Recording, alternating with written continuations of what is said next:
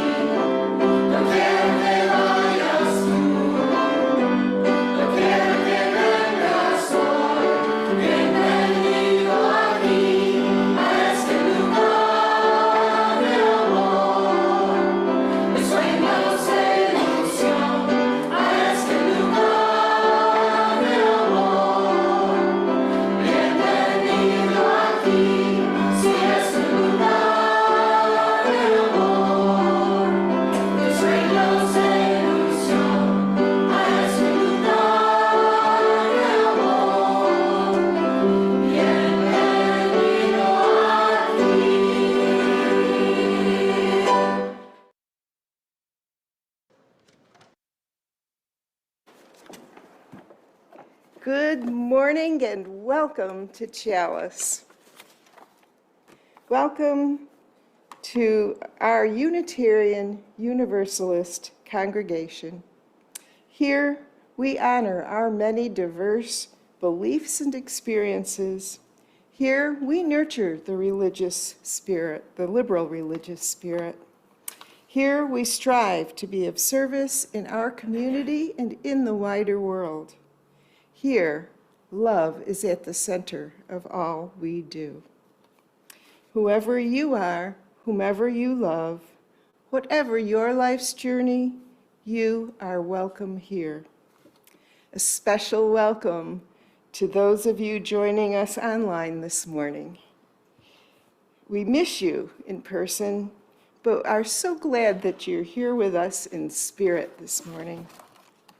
I'm Julia Fogel, the worship associate today, and I will be assisted by Wendy Metzger.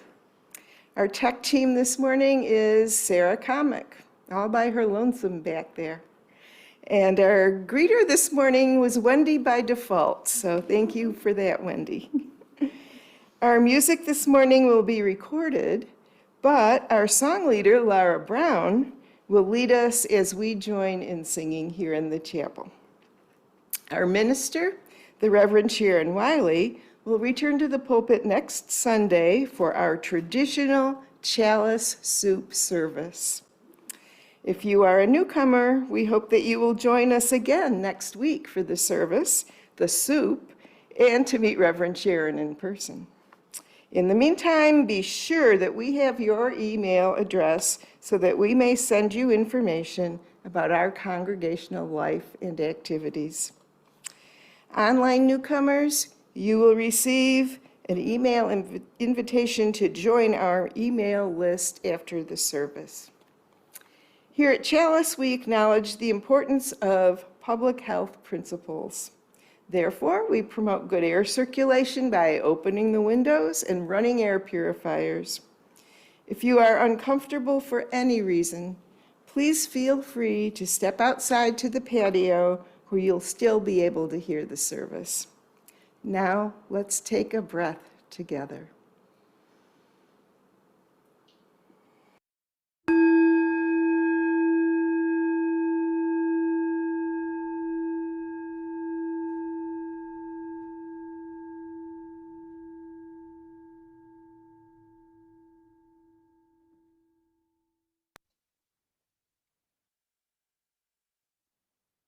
A land acknowledgement is an honest and historically accurate way to recognize the traditional First Nations of a place. It commemorates Indigenous peoples' principal kinship to the land and the fact that they have not been and cannot be erased from their collective First Mother, the land. It is a starting place to change how the land is seen and talked about, according to Wanda Nannybush of the Anishinaabe Nation in Ontario. For non-Indigenous communities, a land acknowledgement is a powerful way of showing respect and honor for the Indigenous people of the land on which we work and live. It is a way of resisting the erasure of Indigenous histories and working towards honoring and inviting the truth. It is a stepping stone to honoring broken treaty relationships. It is an act of reconciliation. Land acknowledgements are not about placing blame, nor are they intended to restore white comfort. They are prayerful, they are personal, with carefully chosen and accurate language. In honoring Indigenous peoples, we strive to learn the pronunciation of their names. Land acknowledgements recognize how systemic and institutional systems of power have oppressed Indigenous people, and how that oppression has historically influenced the way non-Indigenous peoples perceive and interact with them, in the past as well as in the present. And so, I offer this land acknowledgement. I acknowledge that I live, work, and raise my family on stolen land, the ancestral homeland of the Piamkouicham and the Kumeyaay nations, a people who have been living, working, and raising families on this land of their ancestors for countless generations. People who have an enduring connection to this land that can never be erased. People for whom their deep relationship with this land of their ancestors is inseparable from who they are. People who consider this land and everything around them to be part of their enduring family.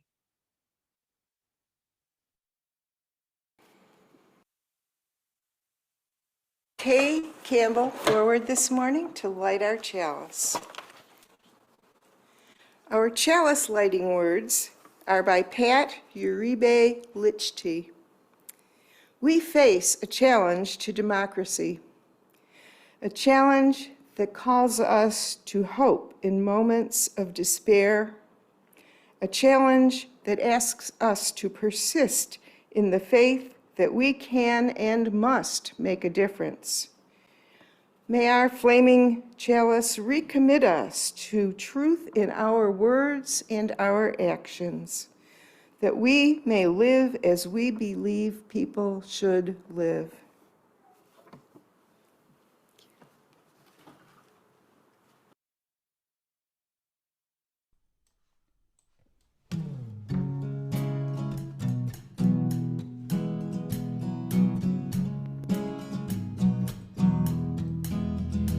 Well, I won't back down.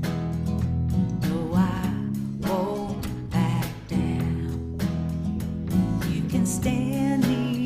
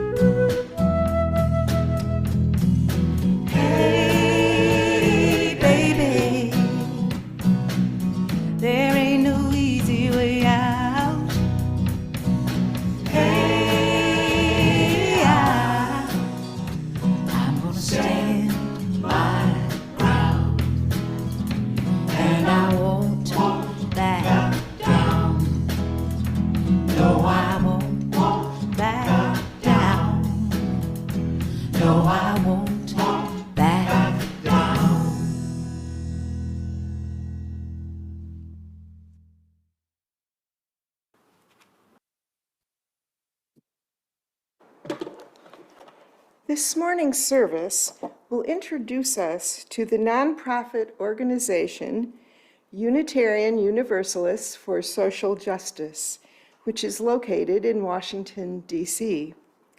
Members of the group have prepared and shared with us a service that they created and presented on October 22nd of this year, entitled Power Sunday, Leveraging Our Collective. We will hear from several members of the organization, including Reverend Peggy Clarke, Chair of the Board of Trustees, who will address the state of democracy in this country and what our role might be in strengthening it. We will also hear from Pablo de Jesus, the Executive Director, and Reverend Kristen Schmidt. Reverend Schmidt will now call us to worship. Spirit of life, who knows us each by name, yet is beyond all naming. Ground of being that is always changing, always becoming, out on the cusp between what is and what could be. Spirit of becoming, in this hour we spend together, be with us and remind us how far we've come and how far love and justice are calling us to go. Come, let us worship together.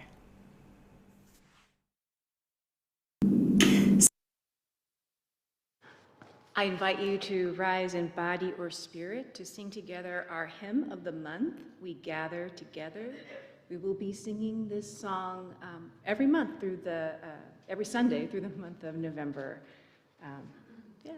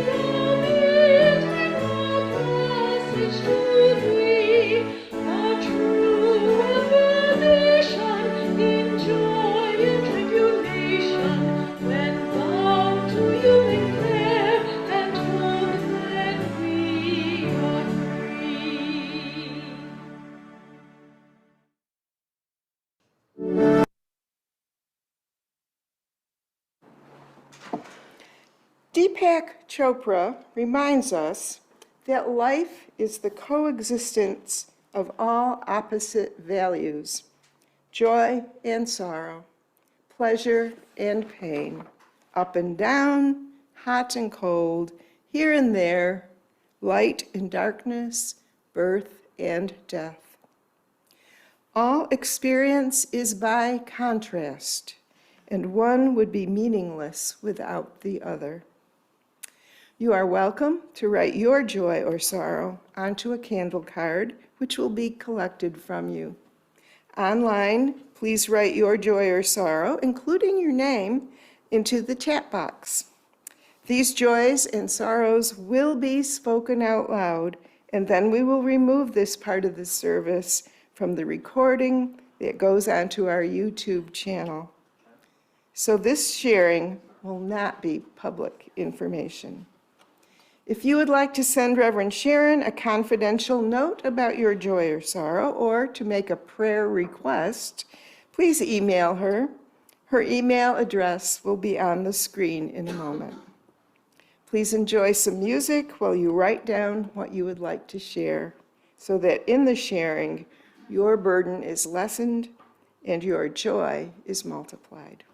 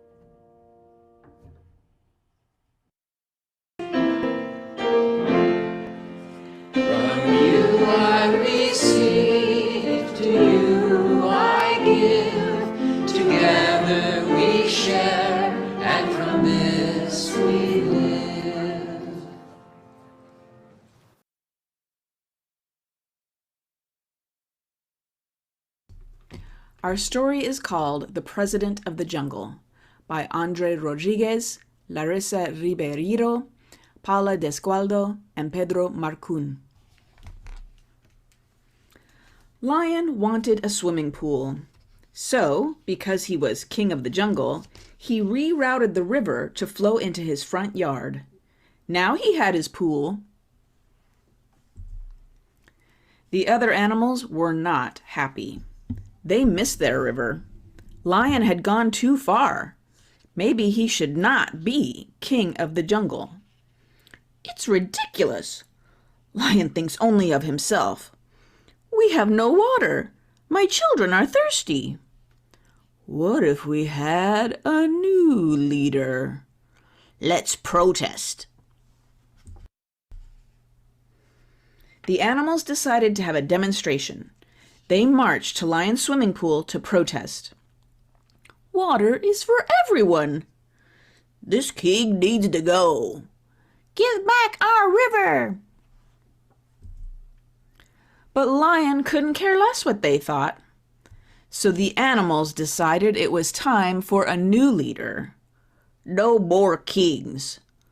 Let's be a democracy. Let's hold an election. What's an election? In an election, anyone who wants to be the leader can become a candidate and put together a campaign. Each animal gets to vote for the leader. The candidate who gets the most votes becomes president. Everyone liked the idea, so they drew up the rules for the election. Rules for the election. 1. We will hold an election every spring. 2. Any animal can be a candidate. 3. Each animal gets 1 vote. 4. Votes are secret. 5. The candidate with the most votes wins. 6. Candidates cannot trade gifts for votes. 7. Candidates cannot eat their opponents. Monkey, Sloth, and Snake were excited to become candidates. Lion didn't want to be left out, so he became a candidate too. Then the campaigns began. That lion has some nerve. King of the jungle, vote for lion. VP, lioness. My beloved subjects, I descend from a long line of kings. It was my cherished great-great-grandfather who expelled the smelly possums so the rest of us could live in peace. I provided jobs to the animals who diverted the water from the river to build my swimming pool. If something is not broken, do not fix it. For tradition, vote for lion. It's time for change. Monkey for president. VP, toucan. It's time for lion to go. The king is sneaky and is as slippery as a rotten banana peel. He said we could all swim in his pool, and now we can't. Under my leadership, everything will be different, and we will build burrows and homes for everyone. No more lies. Monkey for president. She doesn't just promise, she delivers. Snake for president. VP, mouse. I am a popular snake. I grew up in the jungle with all of you. I've crawled through burrows and nests getting to know you. We have faced the great drought together, and we have survived fires and hunters. You know I will be there for you. Vote for Snake. Make your vote count. Choose me, Sloth for president. VP, Ladybug. My fellow animals, it is time to plan our future together.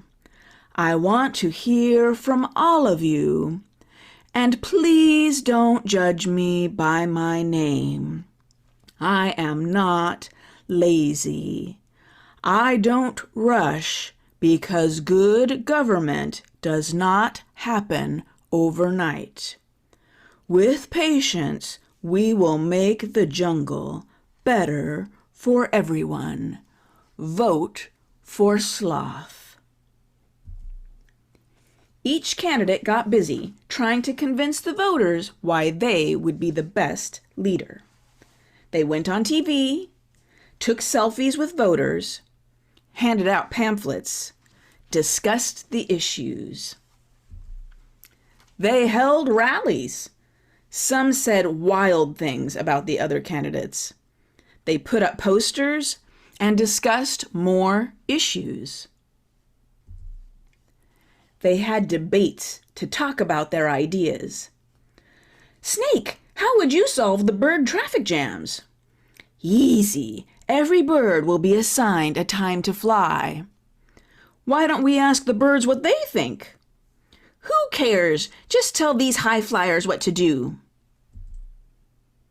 And sometimes they just argued. Snake is venomous. Well, nobody is better than me. Lion is selfish. Hey, I didn't finish what I was saying. Finally, election day arrived. The animals lined up to cast their secret votes in the ballot box. Owl was in charge of counting the votes. Unfortunately, Lion got disqualified for violating rule number 6. He had been giving voters peanuts so they'd choose him. When the votes were added up, the new president was announced. It was Sloth! Yay! The animals all gathered to hear Sloth's victory speech. In this election, I learned so much from everybody. We each have something to say, and we all should listen. Lion wants to be recognized for all his work. Monkey wants us to have food and shelter. Snake and I agree we are stronger when we work together. The first thing I will do as president is create a team to help us make the jungle a great place for every animal. And that is the story of how Sloth became the jungle's first president. Of course, not everyone was happy with the election results, so it was a good thing that there would be another election next year.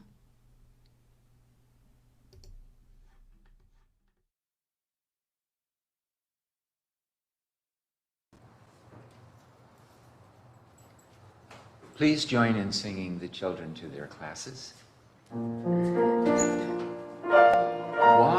a path with a song so sweet that everywhere you go there is love all around. Walk on your path with a song so sweet that everywhere you go there is love all around.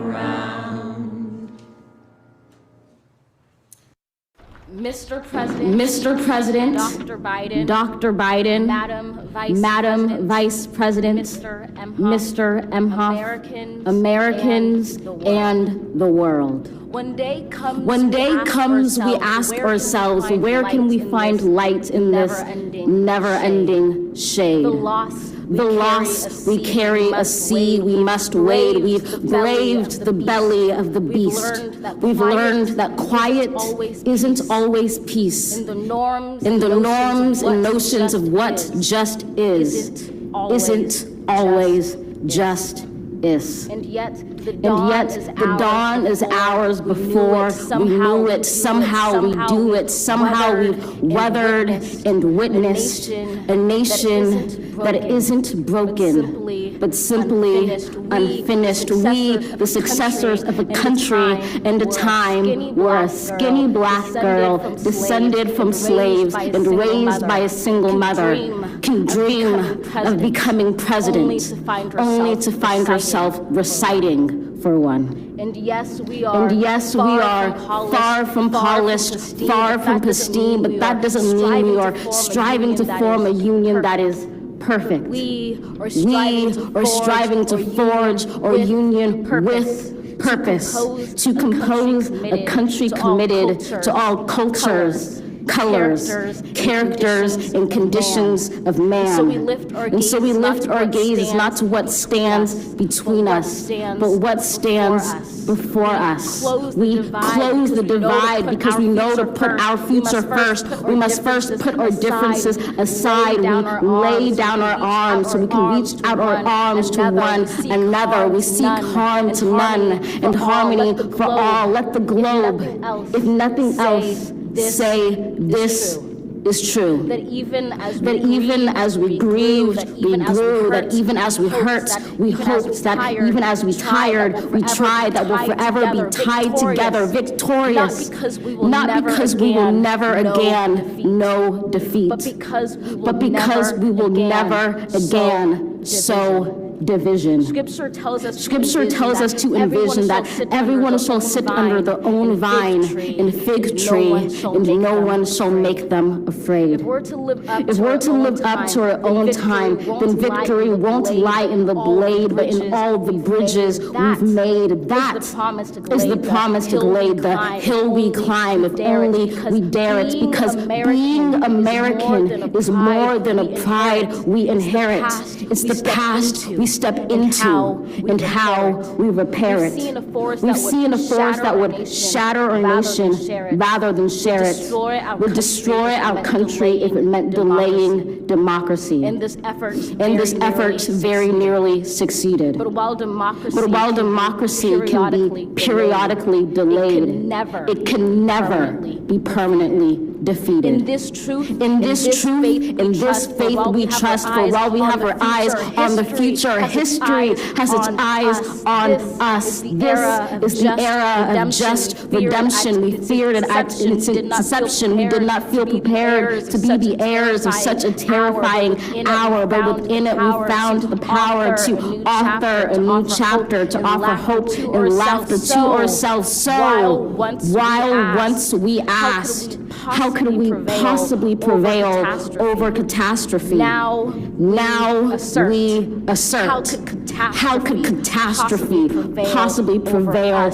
over us? We will not march back to what was, but move to what shall be, a country that is bruised but whole, benevolent but bold, fierce and free. We will not be turned around or interrupted by intimidation, because we know our inaction and inertia will be the inheritance of the next generation. Our blunders become their burdens. But one thing is certain: if we merge mercy with might and might with right, then love becomes our legacy and change our children's birthright.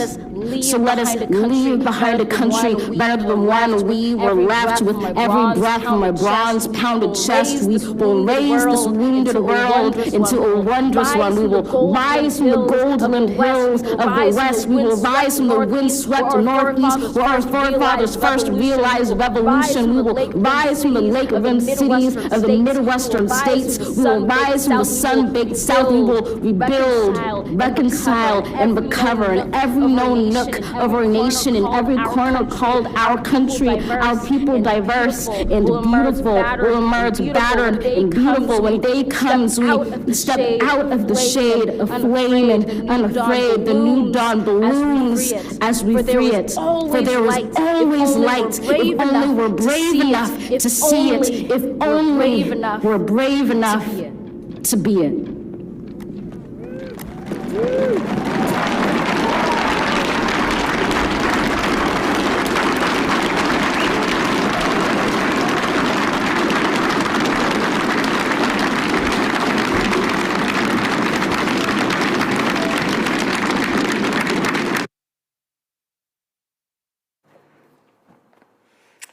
The Reverend Peggy Clarke is the senior minister at the Community Church of New York, Unitarian Universalist, where she has served since 2019. She serves as chair on the Board of Trustees of Unitarian Universalists for Social Justice.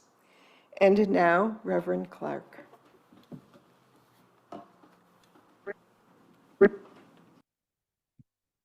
I'm Reverend Peggy Clarke, Senior Minister at Community Church of New York in Midtown Manhattan and the board chair for UUs for Social Justice. TikTok might say men think about the Roman Empire daily, but it's the American Empire that has my attention. Mirroring the innocence of the mid and late 20th century, I grew up believing the United States is the best nation that has ever existed. That opinion came from my white immigrant family, grateful largely for the opportunity and freedom of economic prosperity.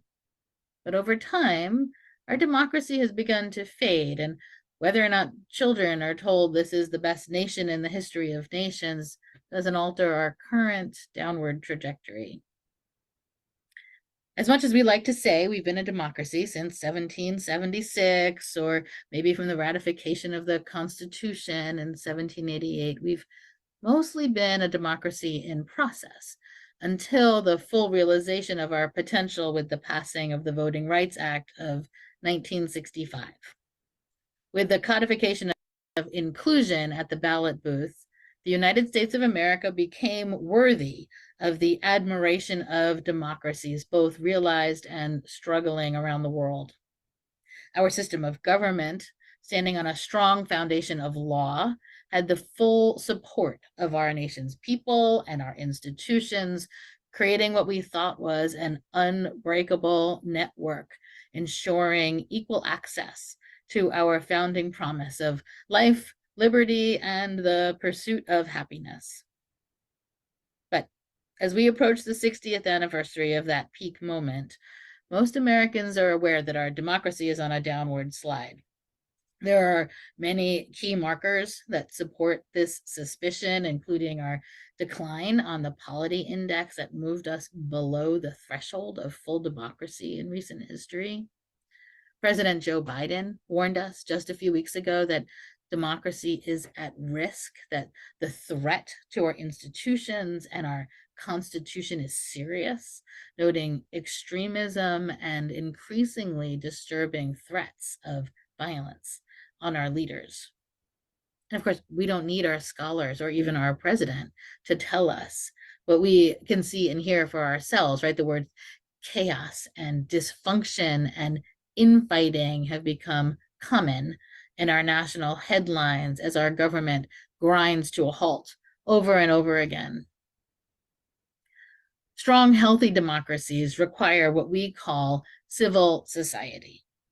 Civil society consists of all the voluntary organizations where people gather, autonomous from the state.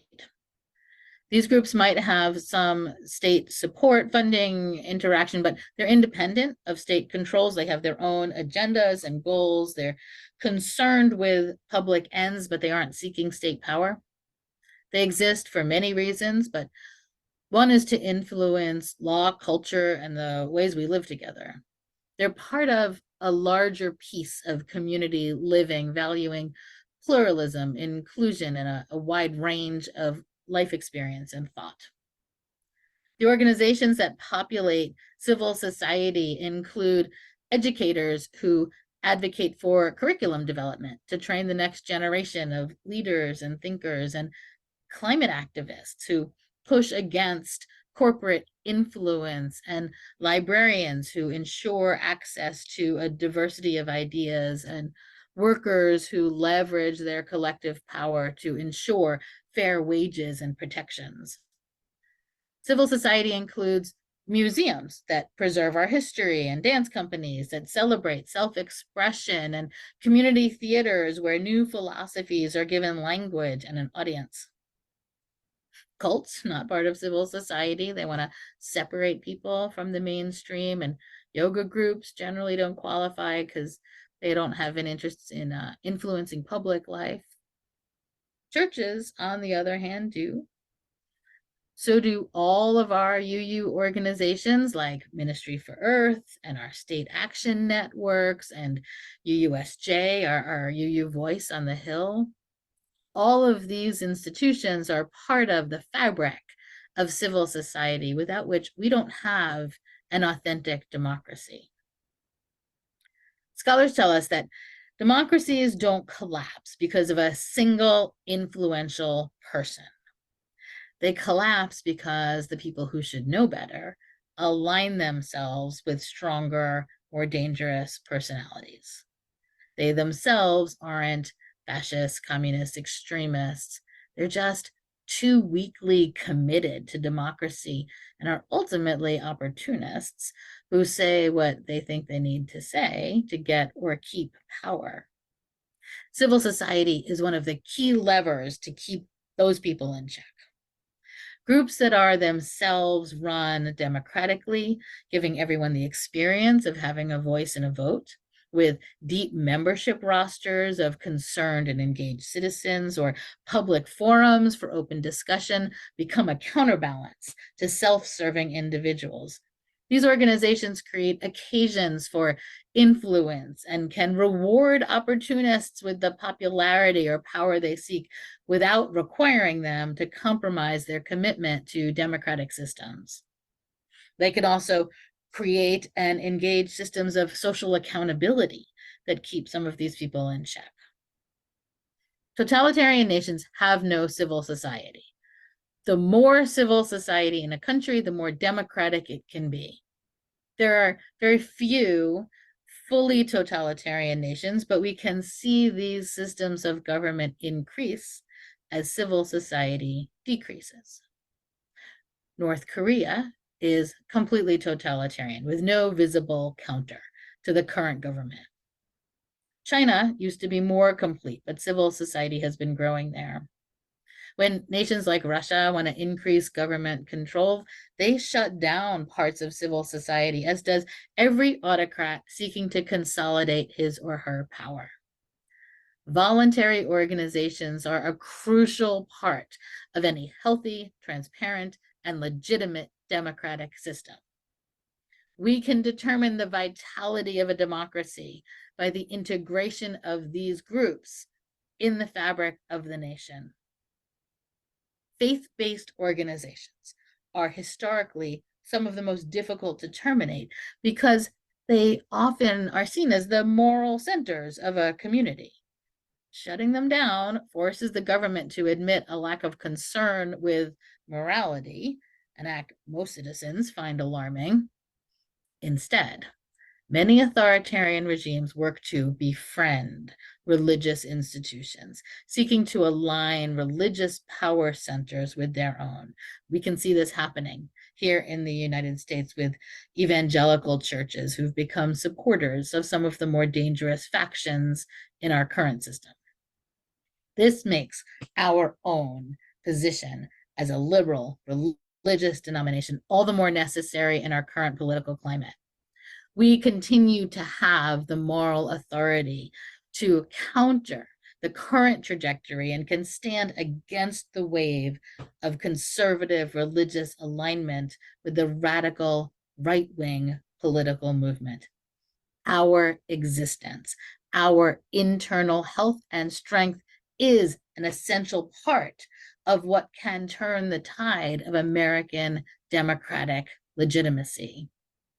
It is our witness to pluralism and embrace of science as a source of truth, our own democratic structures, our collective voice for choice, for education, for inclusion, and our training of a new leadership class that demonstrates the need for our witness as the centrality of our voice as part of civil society right now at this moment in history.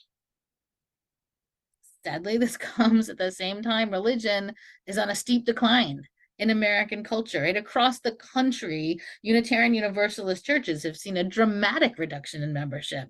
We've lost 18,000 children from our RE programs in the last 10 years. We've lost 100,000 members over the last 50. In 2020, the average size of a UU congregation was half the size as 20 years earlier. We're not alone in the free fall, and as liberal religion declines in national influence, so does American democracy. I don't think these things are unrelated.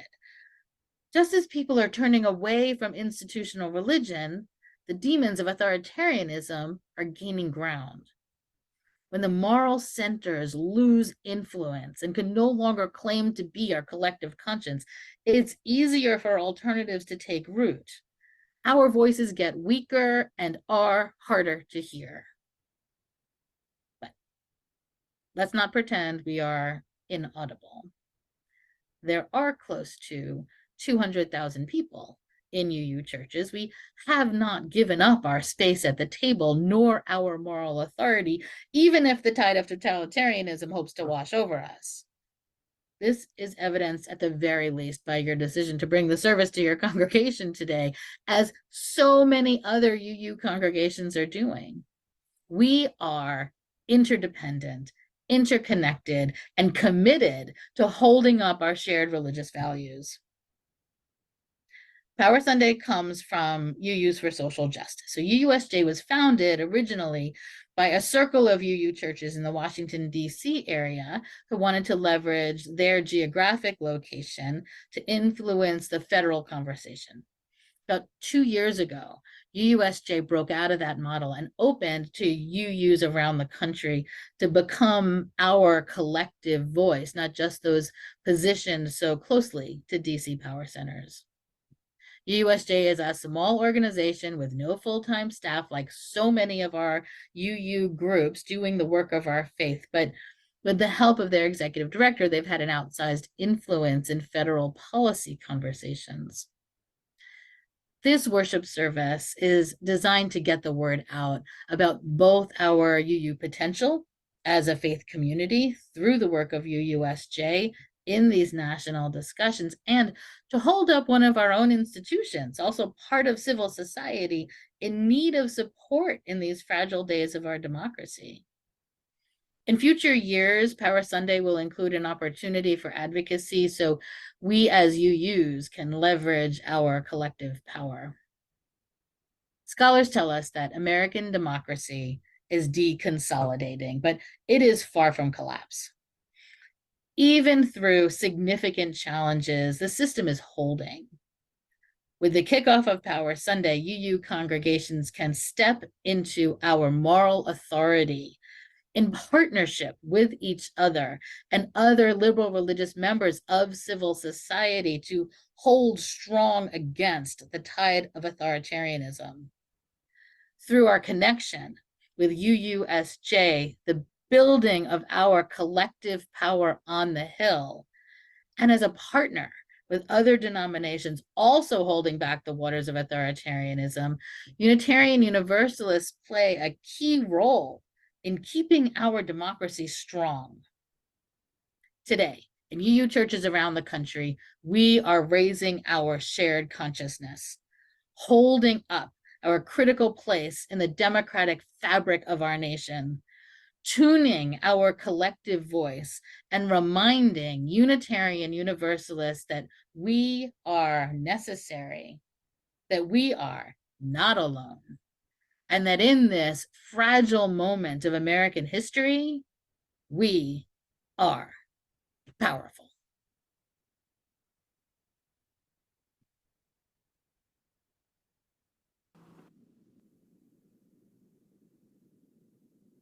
Please rise in body or spirit to sing the Fire of Commitment. Commitment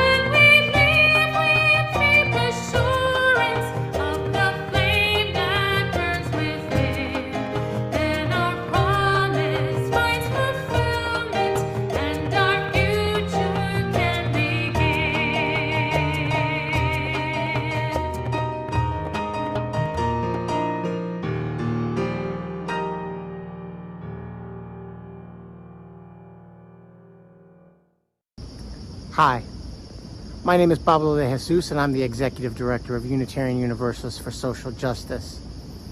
And I want to thank you for joining us on Power Sunday. It's important that Unitarian Universalists step into our power, gather our power, leverage our power. It's important that we engage our federal decision makers. And you can do that with Unitarian Universalists for Social Justice. I invite you to make donations to us at www.uusj.org. And if your congregation wants to send a check, which we will deeply appreciate, you can do so at our address on that same webpage. Now is the moment for Unitarian Universalists to gather together and build a movement to lift our values and voices on Capitol Hill. It's the best way that we can have systemic change influence. So I invite you to join UUSJ, explore our webpage, and make a donation if you can. Thank you.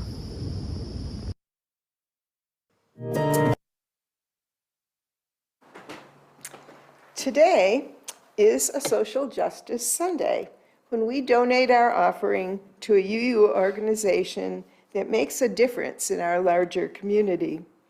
This month, our offering supports Unitarian Universalists for Social Justice.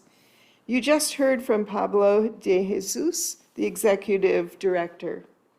You may make an offering to the UUs for Social Justice by texting your donation to Chalice.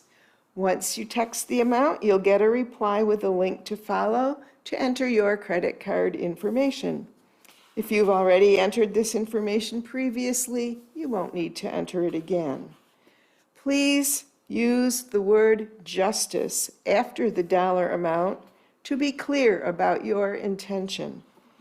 If this donation is meant to be part of your pledge payment, please be sure to indicate the word pledge after the dollar amount.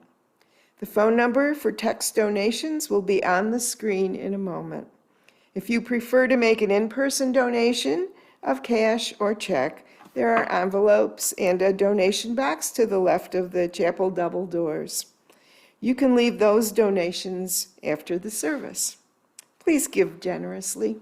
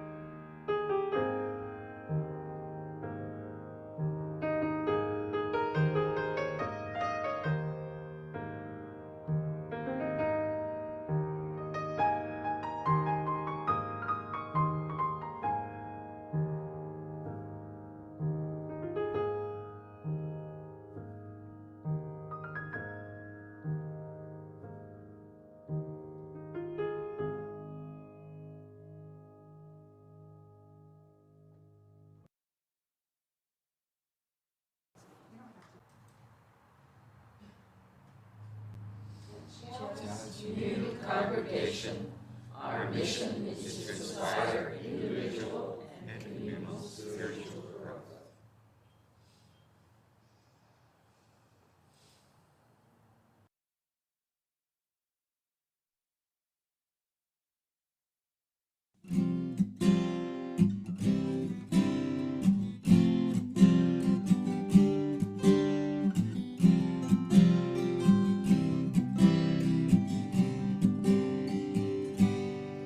Will you be with me?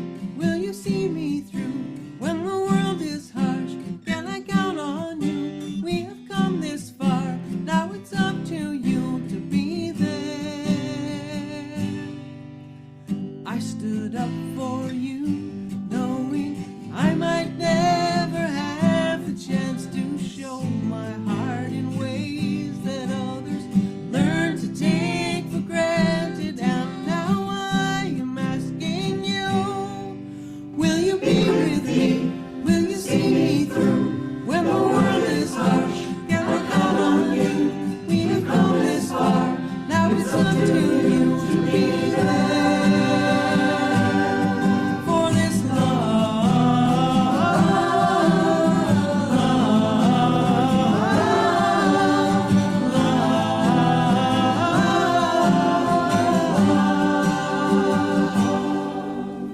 you don't understand.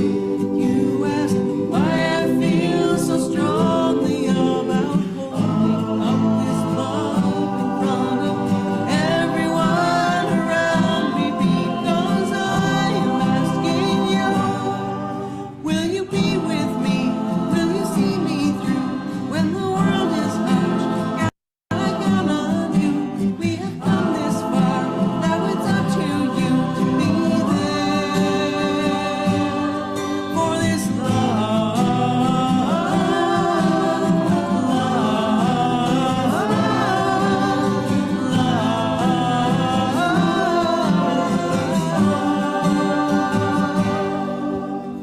every day we're beaten up or killed for simply showing that we've reached inside ourselves and found the deepest love we've ever known. Can we depend on you?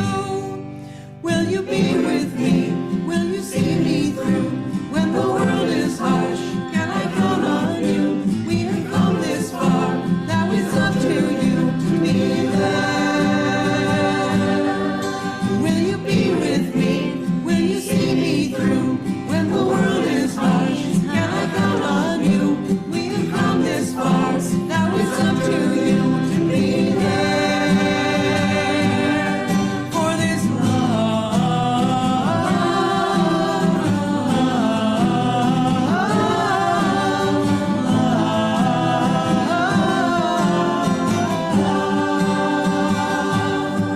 for this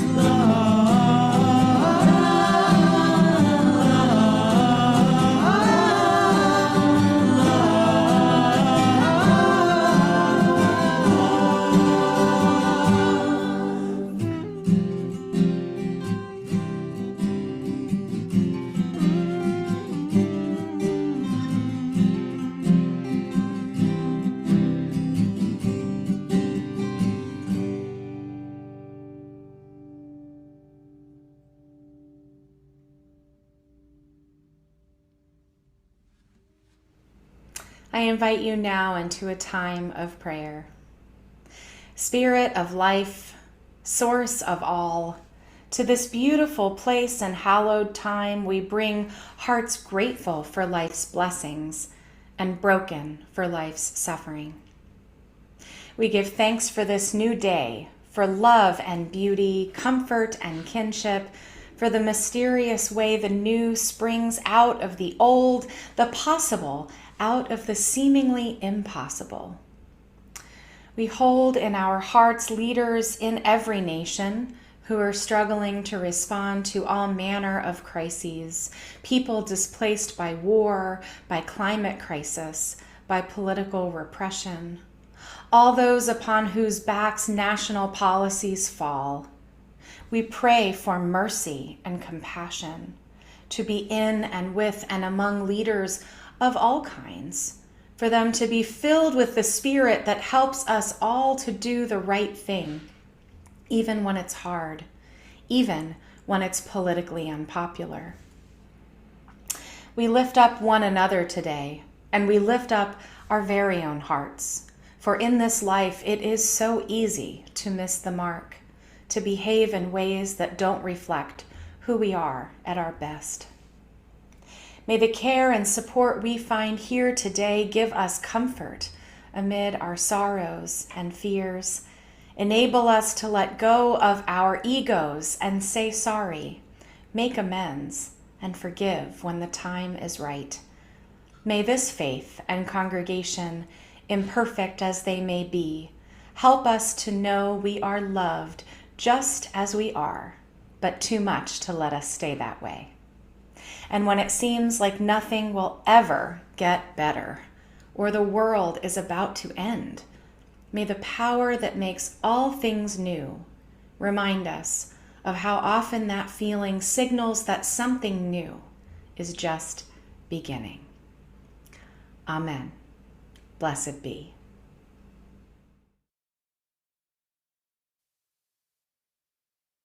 Invite you to rise in body or spirit to sing hymn 1014, Answering the Call of Love.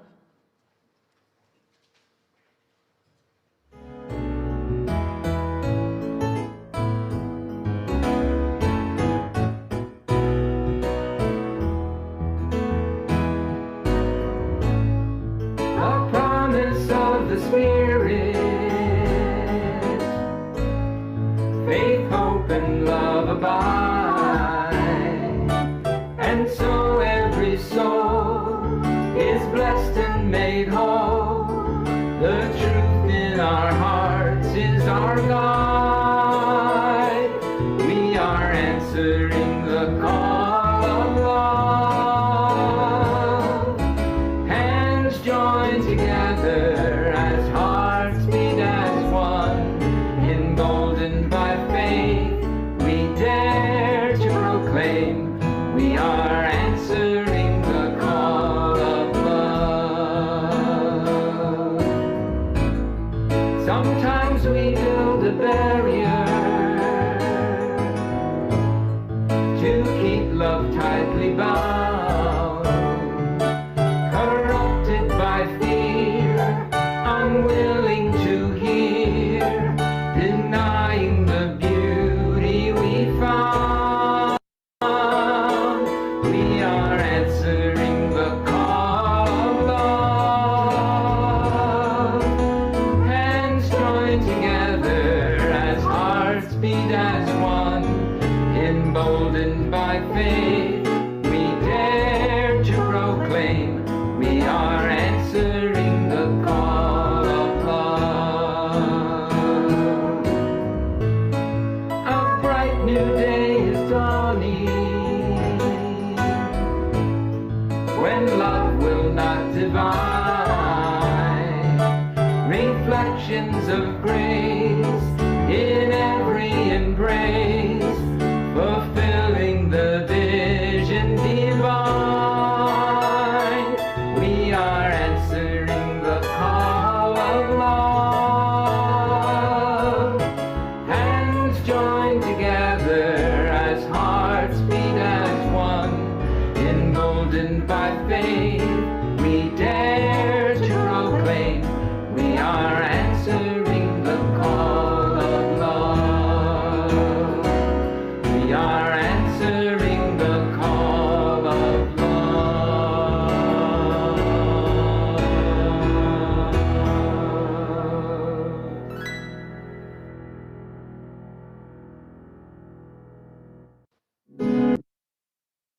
Our closing words are by Lucas Hergert. We are democracy, unruly, unfinished, unrelenting, people of rebellious joy taking to the streets, underground resilience resisting complacence, the pleasure of activism organizing into simple hope. We are democracy, people of principles taking on principalities, witnessing the worth of those called unworthy, justice just now gaining ground, integrity of interdependent existence, extending living democracy in heads, hands, and hearts. We know that democracy can die, ossify brittle byproducts of bygone idealists, plotting, politicians pirating votes, corporations cannibalizing our care for the world. Look, it can wither, distend, come to an end. Democracy, today we will love you alive, make you ours, make you thrive, and vote as though our hope is on the line to the next generations of beings, living and non-living, that help it all come together for good. Please join in singing the well, then be seated for announcements.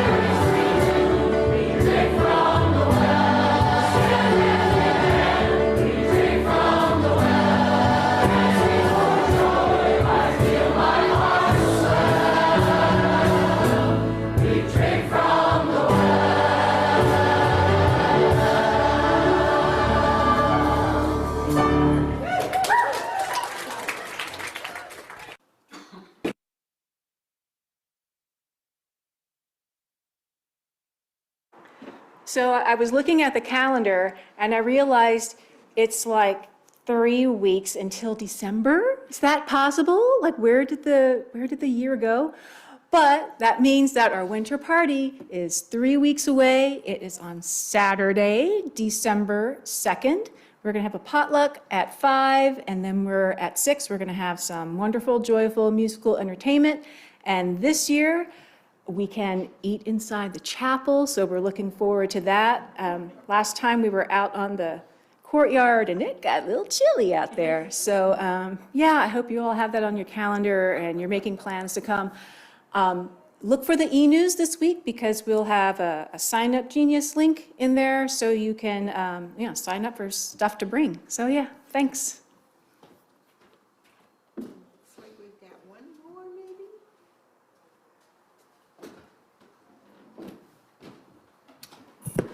Actually, we have two. This coming Saturday is a night to serve dinner at Turk House. We still have some openings for people to help serve. Saturday. That is, thank you. I rely on her to correct me all the time. Saturday, the 18th, 4:15 to 6 o'clock. I realize somebody is celebrating their retirement, but if you're not, please come and help. The second thing is also connected to Interfaith Community Services. We are sponsoring a family to provide gifts for them. There is a box outside, and there is a Sign Up Genius link which appears in the e-news every week. So, thanks very much.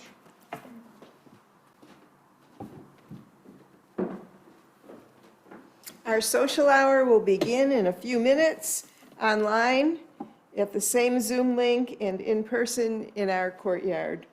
Those of you here in person may want to bring your refreshments into the Blue Room and have a visit with our online congregants because they really do miss us. Please enjoy.